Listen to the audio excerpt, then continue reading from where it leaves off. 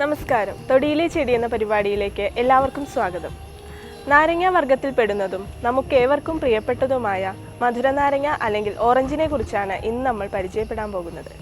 ഏഷ്യയാണ് ഇതിൻ്റെ സ്വദേശമായി കണക്കാക്കുന്നത്. ഏകദേശം 10 മീറ്ററോളം ഉയരത്തിൽ വളരുന്ന ഒരു ചെറിയ വൃക്ഷമാണിത്. ഇതിൻ്റെ ശാസ്ത്രീയ നാമം സിട്രസ് ഒറാൻഡിയം എന്നതാണ്.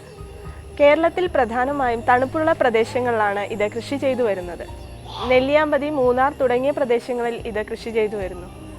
ഇതിൻ്റെ ഇലകൾ നാരകത്തിൻ്റെ ഇലയോട് സാദൃശ്യമുള്ളതാണ്. ഇതിൻ്റെ തണ്ട് മുള്ളുകളോട് കൂടിയതാണ്. ഇതിൻ്റെ പൂക്കൾ വെളുത്തതും 5 ഇതളോട് കൂടിയതും സുഗന്ധപൂരിതവുമാണ്. ഇതിൻ്റെ ഫലം നമുക്ക് ഏവർക്കും അറിയാം, ഓറഞ്ചാണ്. ഇതിൻ്റെ കട്ടിയുള്ള ആവരണമുള്ളതാണിത്. ഇത് പാകമാകുമ്പോൾ ഓറഞ്ച് നിറത്തിൽ കാണപ്പെടുന്നു. ഇതിൽ ധാരാളം അല്ലികളും വിത്തുകളും അടങ്ങിയിട്ടുണ്ട്. ധാരാളം ഔഷധ മൂല്യങ്ങളുള്ള സസ്യമാണിത്. ഇതിൻ്റെ ഇല, ഫലം, പൂക്കൾ തുടങ്ങിയവ ഔഷധയോഗ്യമായ ഭാഗങ്ങളാണ്. സെപ്റ്റംബർ, ഒക്ടോബർ മാസങ്ങളിലാണ് ഇതിൻ്റെ ഫലം ശേഖരിക്കുന്നത്. ശീതളപാനീയങ്ങൾക്ക് ഉപയോഗിച്ചു വരുന്ന ഇതിൻ്റെ ഫലം വൈറ്റമിൻ സിയുടെ ഒരു കലവറ തന്നെയാണ്. ദഹനപ്രക്രിയയെ സഹായിക്കുന്ന പെക്റ്റിൻ എന്ന ഘടകവും ഇതിൽ ധാരാളമായി അടങ്ങിയിട്ടുണ്ട്. നാഡീ സംബന്ധമായ അസുഖങ്ങൾക്ക് ഇതിൻ്റെ ഇല തിളപ്പിച്ച വെള്ളം ഉപയോഗിക്കാറുണ്ട്. കൂടാതെ ഇതിൻ്റെ പൂക്കൾ വയറുവേദനയ്ക്കും ഒരു നല്ല ഔഷധമായി ഉപയോഗിച്ചു വരുന്നു. രക്തത്തിലെ അമിതമായ കൊഴുപ്പിനെ നിയന്ത്രിക്കുന്നതിലും അർബുദകോശങ്ങളെ തടയുന്നതിനും ഇതിന് ശക്തിയുണ്ട്. ഇതിൻ്റെ കൂടുതൽ ഔഷധ പ്രയോഗങ്ങളെക്കുറിച്ച് ഡോക്ടർ CM ശ്രീകൃഷ്ണൻ നിങ്ങളോട് വിശദീകരിക്കുന്നതാണ്.